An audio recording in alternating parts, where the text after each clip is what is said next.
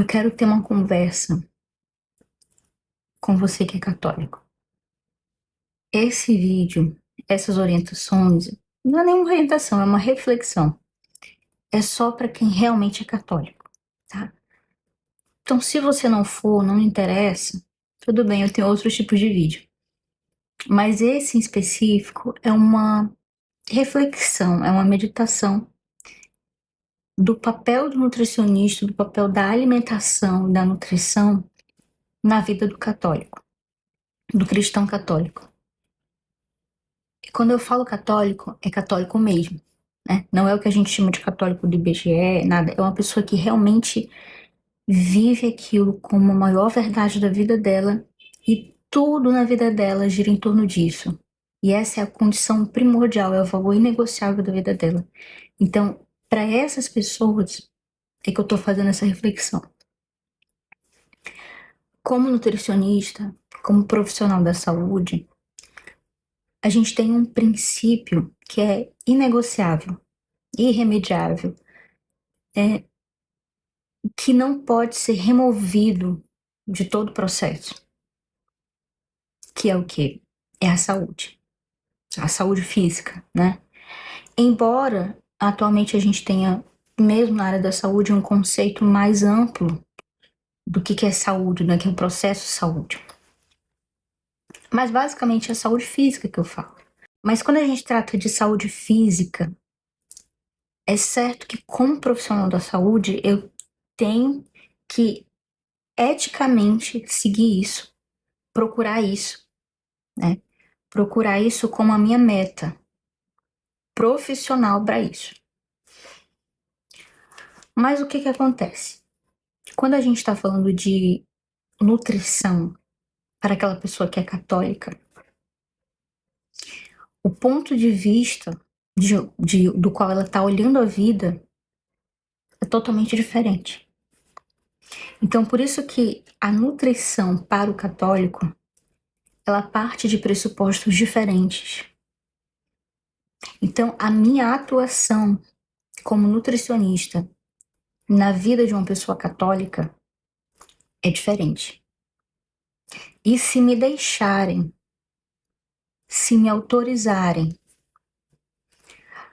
ter uma conduta para um católico, e do ponto de vista de uma pessoa católica, que tem, não digo que eu sou grande coisa, mas que eu tenho um mínimo de conhecimento da nossa doutrina, da nossa teologia, significa que a minha conduta pode ser diferente com essa pessoa do modo como eu faria com outra pessoa. Por quê? Porque a a saúde física não é um princípio, um fundamento, uma meta inegociável na vida do cristão católico. Muito pelo contrário. Quando a gente pensa na alimentação de uma pessoa assim, à luz, né, da nossa história da igreja, à luz da doutrina, o que os santos disseram, o que teologicamente seria correto dizer, a conduta que a gente deveria conseguir levar, né, é que isso é uma realidade que, por isso que eu tô dizendo, esse vídeo é para quem é católico, porque quem não é, não vai entender isso que eu tô falando e não vai aceitar. Porque essa é a loucura da cruz, tá? Essa é a loucura que o mundo não entende, que é o quê? A saúde passa a não ser um valor importante para mim. A saúde física. Então, eu não vou colocar a saúde física como o ponto mais alto da minha vida e sacrificar outras coisas em prol da saúde. Não. Aqui os valores vão se inverter. A minha saúde física, ela vai continuar tendo uma importância, que eu já vou explicar qual é e como a gente pode aplicar isso. Só que aqui a gente entra numa contradição. Em determinado ponto da vida espiritual de uma pessoa, talvez ela chegue num ponto em que a saúde física não é mais uma prioridade para ela. O que eu quero dizer? Quando Santo Agostinho escreveu, né, a Cidade de Deus, a gente sempre faz algumas comparações com as cidades. Então nós temos a cidade dos homens e a cidade de Deus. Então se diz, né, baseado nos seus livros, e é algo recorrente, que a cidade dos homens é algo que ela é regida pela vontade de amar tanto a si mesmo, privilegiar tanto a si mesmo, que se acaba desprezando Deus. E a cidade de Deus, pelo contrário, é regida pela vontade de amar a Deus tanto e fazer tanto a vontade dele, a ponto de desprezar a si mesmo. Esse desprezar a si mesmo, que é o ponto mais elevado da vida espiritual dos santos, em algum grau, nos graus mais elevados, necessariamente passa também pelo desprezo da saúde física.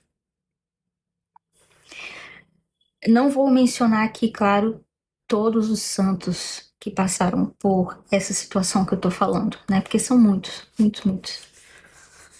Situações na qual a saúde física deles foi exigida de tal modo que o corpo não importava mais. O que importava era a alma. A salvação da alma sempre se sobrepõe e se prevalece sobre a saúde do corpo. Aqui é que está o ponto.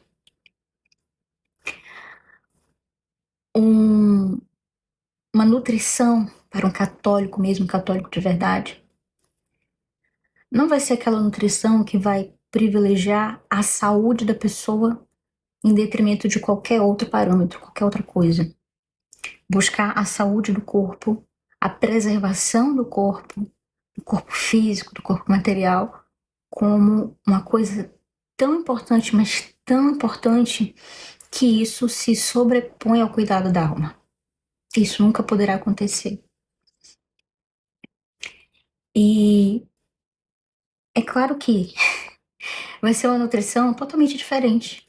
Totalmente diferente, porque eu não, eu não vou estar diante de uma pessoa que vai querer um corpo bonito por vaidade, vai querer ter um corpo muito esteticamente, com todos os seus músculos perfeitos, né? Para competições, para vaidade, né? Para qualquer outro motivo.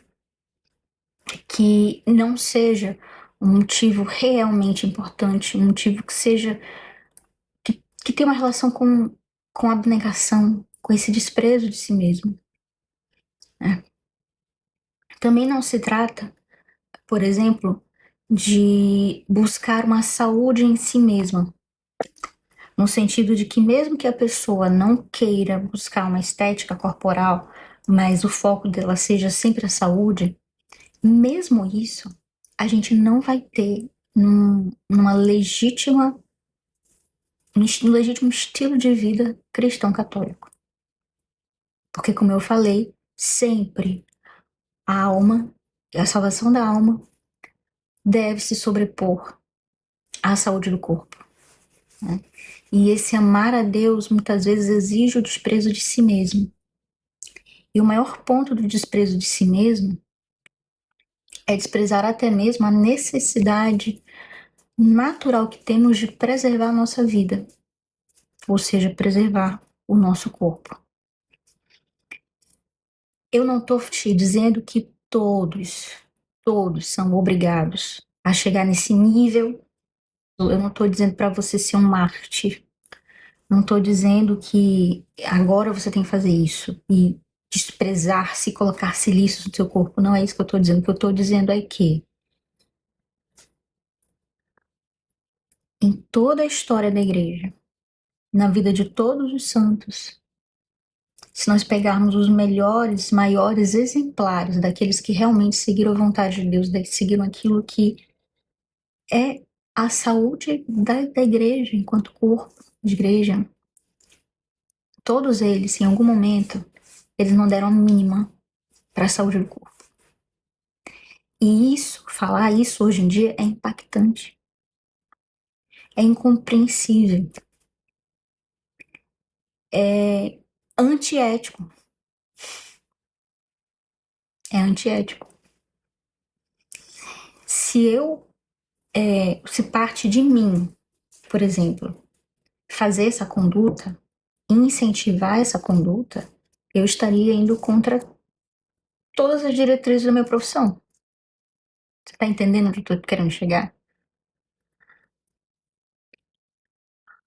Então, a reflexão que eu estou fazendo é essa. Qual é o meu papel como nutricionista na vida de uma pessoa que é católica e que me procura pedindo ajuda? É essa reflexão que eu quero chegar. É claro que a gente tem um primeiro nível de santidade, digamos assim, que é o quê? Primeira coisa primordial que define, sabe, que separa os homens dos meninos é fazer a vontade de Deus. Isso é o principal. Não é você ser alguém altamente virtuoso, com muitas habilidades.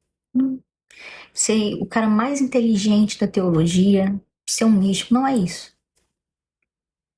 É você, na sua vida simples, do jeito que Deus pensou que você fosse, e você cumprir a vontade de Deus. Essa vontade se expressa de diferentes graus em diferentes almas. De algumas almas, uma natureza com maior abnegação, maiores sacrifícios, vai ser mais exigido. De uma vida religiosa, por exemplo, de uma vida sacerdotal.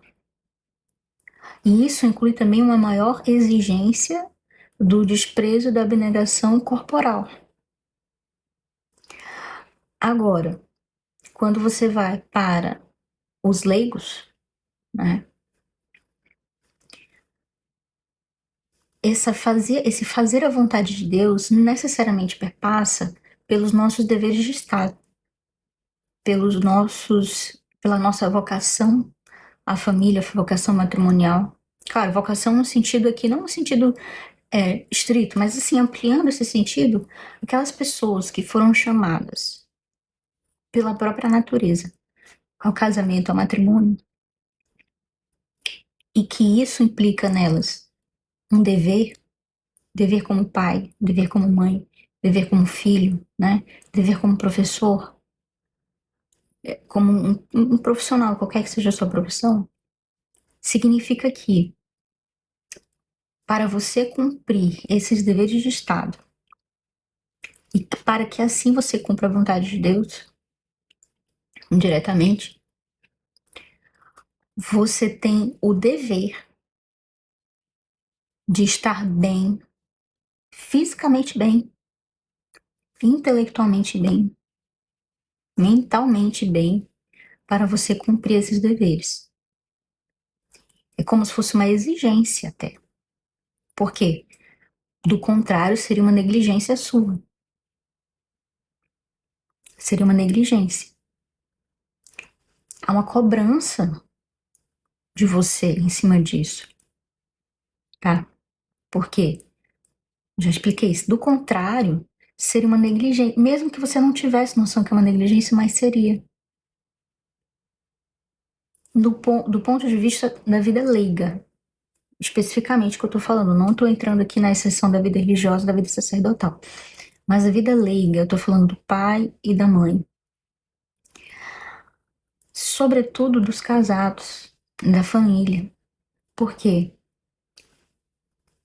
Sendo um dos frutos e um dos objetivos do matrimônio, né? A prole, né? O fim procriativo, sendo a fertilidade da família, a fecundidade, isso necessariamente passa pela saúde corporal. E da mesma forma os filhos. Além de nós termos o dever da formação da alma do filho, a gente também tem o dever da formação do corpo do filho, ou seja, de dar saúde a ele, de fazê-lo crescer em graça e estatura. Olha só, veja, em estatura e graça. Não só em graça, mas também em estatura, ou seja, compleição física. Também é o dever. Por negligência, não podemos deixar nossos filhos desnutridos. Isso não seria certo. Não seria moral. Então veja que, dependendo de o que você é, a tua perspectiva de nutrição vai mudar. Então, nesse caso, essa nutrição, ela pode sim chegar àqueles cunhos que eu falei de desprezo de si mesmo, se for uma pessoa, não sei, muito santa, pode. Mas em geral, para o público leigo, né, para as pessoas leigas, a nutrição nesse caso vai ter um foco um pouco maior, sim, na saúde física, até enquanto ela é uma forma, ela é um meio de eu conseguir realizar os meus deveres de Estado, cumprir as minhas obrigações e cumprir a vontade de Deus, louvar a Deus. Então, enquanto ela concorrer para isso, é meu dever cuidar da minha saúde física, entendeu? É o meu dever. Eu não posso negligenciar isso. Se for da vontade de Deus que a minha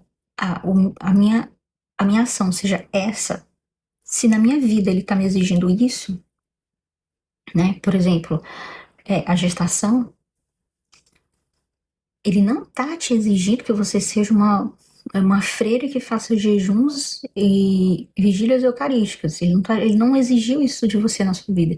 Se ele exigiu que você fosse mãe, no sentido assim de, claro, no sentido de exigência, entenda-se aqui, tá, que foi uma escolha sua da sua vida, tá? Vocação, a gente vai ter apenas uma vocação específica para a vida religiosa, que realmente ali a gente pode falar em um chamado stricto sensu, mas em lato sensu, né, no sentido mais amplo, é nesse sentido que eu tô falando. Se dadas as circunstâncias da sua vida, Deus permitiu que a tua circunstância fosse essa, né? E aqui eu coloco como exemplo a gestação, significa que você não pode, inclusive a igreja já falou isso várias e várias vezes, você não pode trocar os bois, colocar o boi, como é que o boi na frente da carroça, a carroça na frente do boi, né?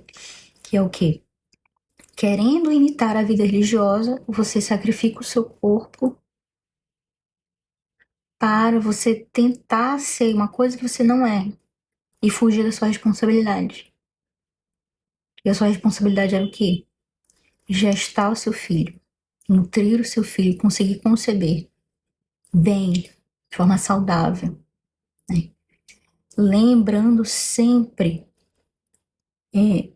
dessa frase muito recorrente na Bíblia, de que nosso corpo é templo do Espírito Santo. Ser esse templo do Espírito Santo e ter o corpo essa tal importância é algo que guia toda a nossa conduta da relação com a nossa alimentação, com o nosso estilo de vida, com a nutrição. Agora, tem o porém, né? Tudo eu falei do ponto de vista religioso, ou leigo, né? No sentido de que, de vocês, de nós, né? Porque eu também sou leiga,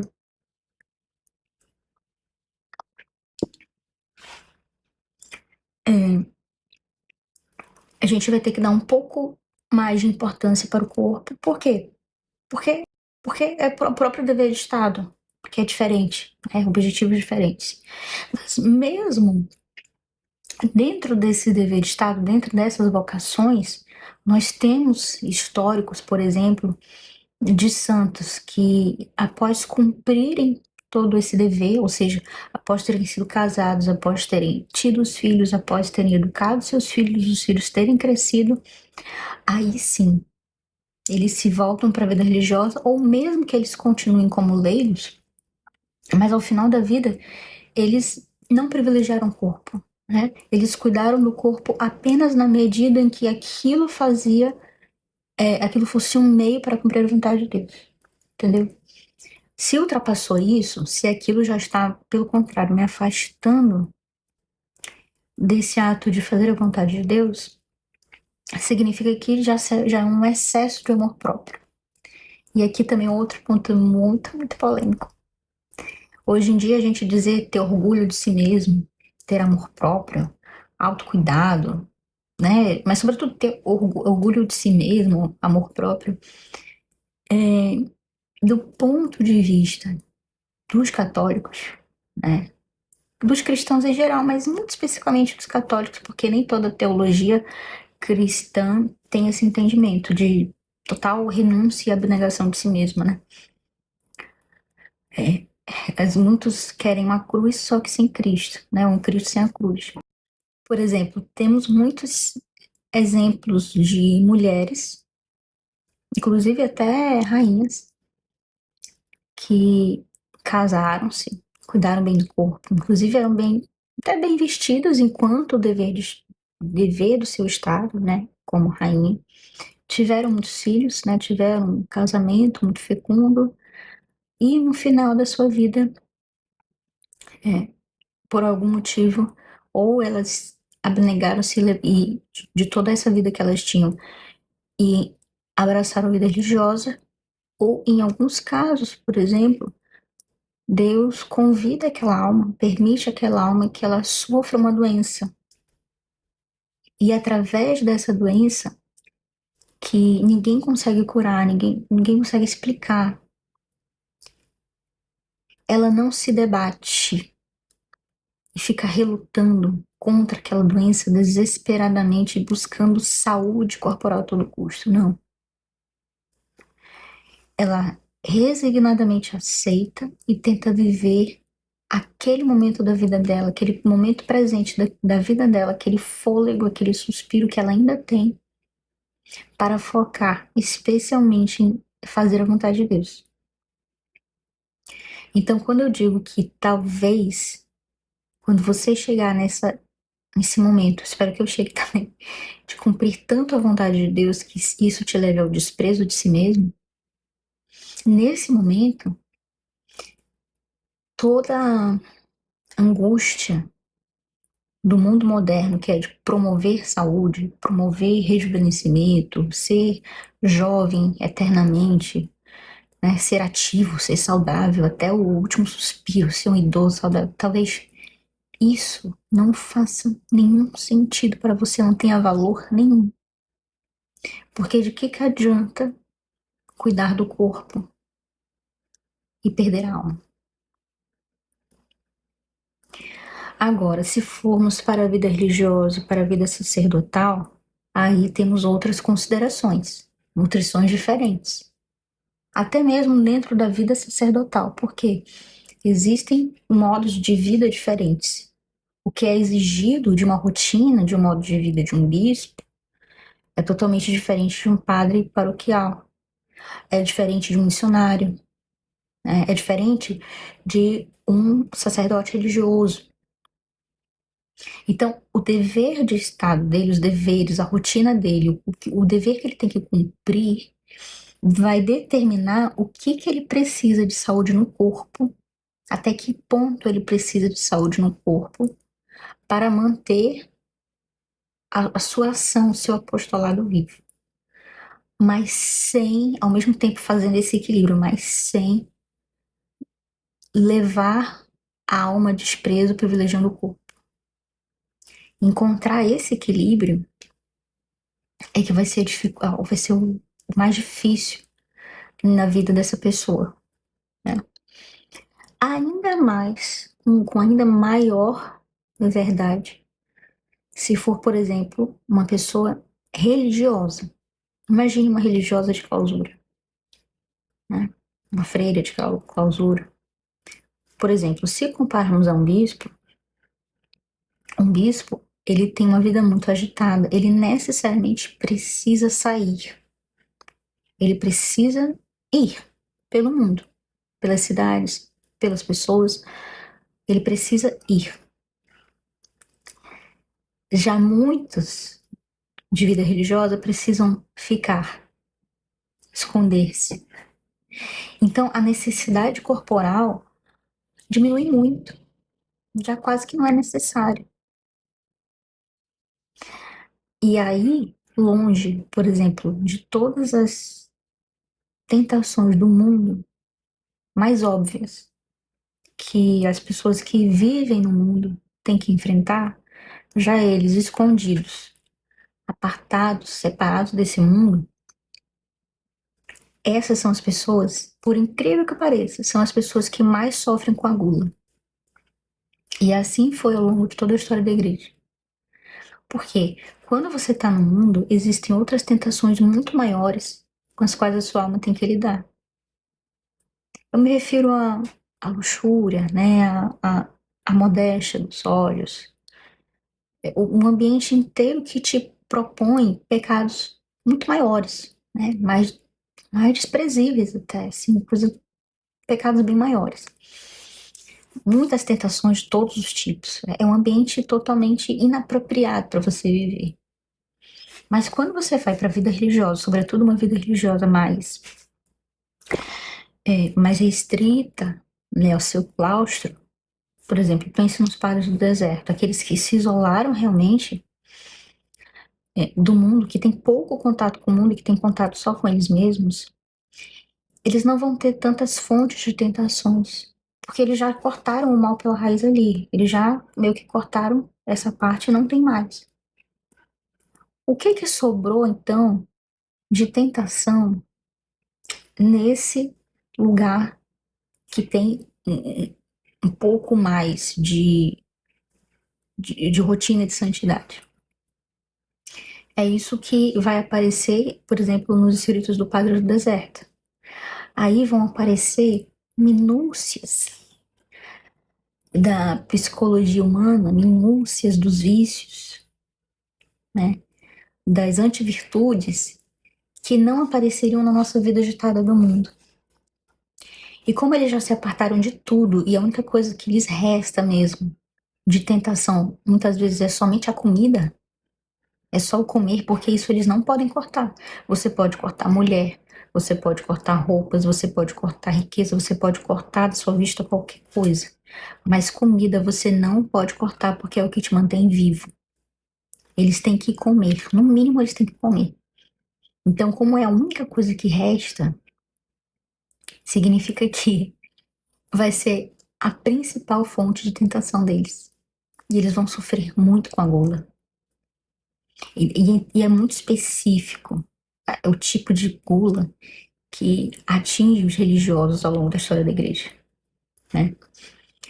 E daí é uma explicação, por exemplo, do porquê os padres da igreja se aprofundaram tanto na gula nesse momento, né, na vida religiosa, e depois meio que foi esquecido a importância da gula, e a gula não é dada tanta importância assim, de modo mais moderno, e principalmente na vida dos leigos, né?